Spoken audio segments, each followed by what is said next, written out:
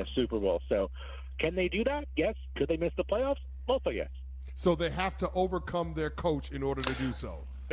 Good luck with that. They have to, yes. Which isn't exactly the best endorsement. I will give you that. The Bill Barnwell Show is available wherever you get your podcasts. His article is up on ESPN Plus right now, ranking the NFL off seasons for all 32 teams. He joins Canty and Carlin right now. Bill, what about the juxtaposition between where you have the Packers and where you have the New York Jets? You have the Packers much higher, I believe, 5th or 6th, if I'm not mistaken, whereas the Jets are all the way down at 23rd. Absolutely, and I know that's going to seem crazy because one of those teams added Aaron Rodgers and one of them did not, but what matters is not see, you snuck that one in there. That's one I didn't like. But let's start with the positive on the Cowboys side of things.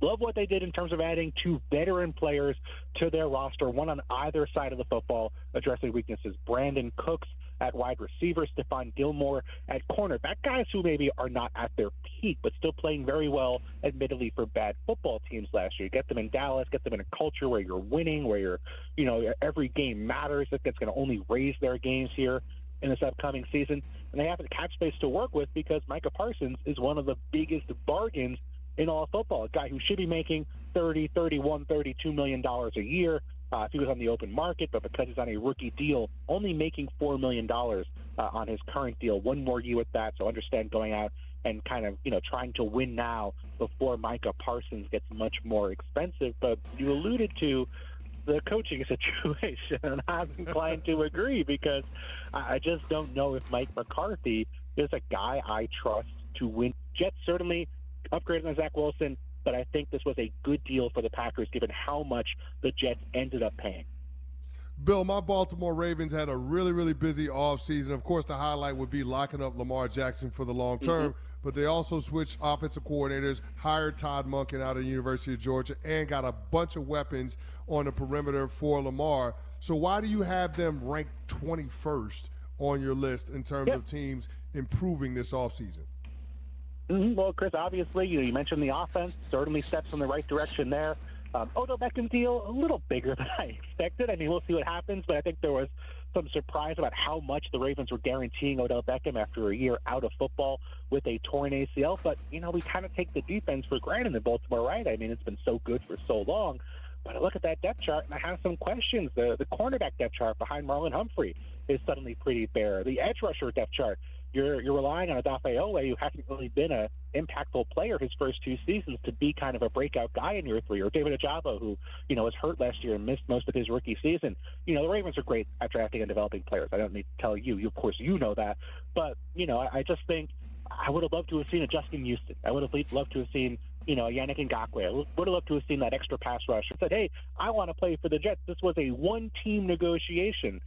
And when you look at what the Jets paid for Aaron Rodgers as part of that deal, when there was no one else bidding, when the Packers didn't really want him back given his salary, given that there was no one else who was going to take on that contract and give up anything significant in an Aaron Rodgers deal, I just think it's staggering. They gave up, they're paying Aaron Rodgers more than any quarterback in the history of football, which, okay, that's fine. I can leave that aside. They had to sign Allen Lazard and Randall Cobb. Aaron's friends had to come with him to New York. I'm not sure about those deals, but okay, that's no big deal. But you give up a 2 this year, a swap of first-round picks this year, and most likely, unless Aaron Rodgers doesn't play 11 games, in which case this is a big bust anyway, if he plays 11 or more games next year in terms of snaps, they give up a first-rounder next year as well. And so I think, given the other option, of course, take Derek Carr. Aaron Rodgers is better than Derek Carr. He's going to give you a better chance of winning a Super Bowl than Derek Carr, no question. But it's not Aaron Rodgers versus Derek Carr.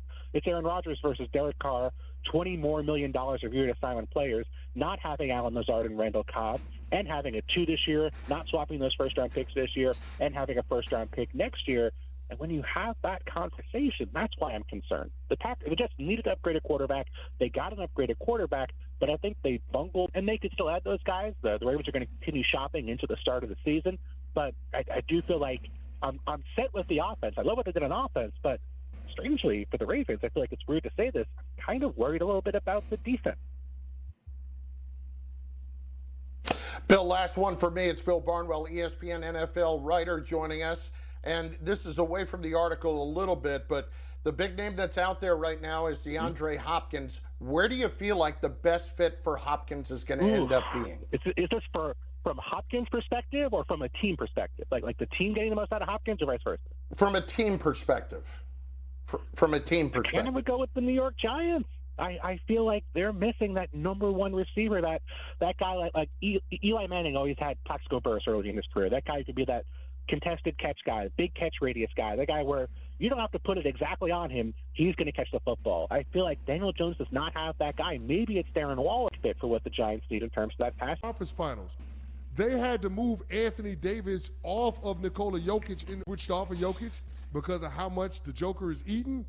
That tells you how great he is. So, yeah, if you're a player around the NBA and you got an opportunity to go run with the Nuggets, you absolutely would. But I don't see those opportunities coming for guys in free agency just because this core for the Denver Nuggets ain't going no place no time soon.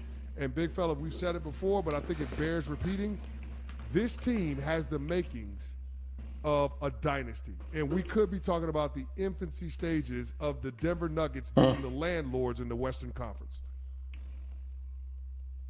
Matt on ESPN Radio as we hit the phones at 888-SAY-ESPN, 888-729-3776. Matt, go. Yeah, my opinion on it is I think this is going to be good for the Heat because they were winning the whole time. They were underdogs.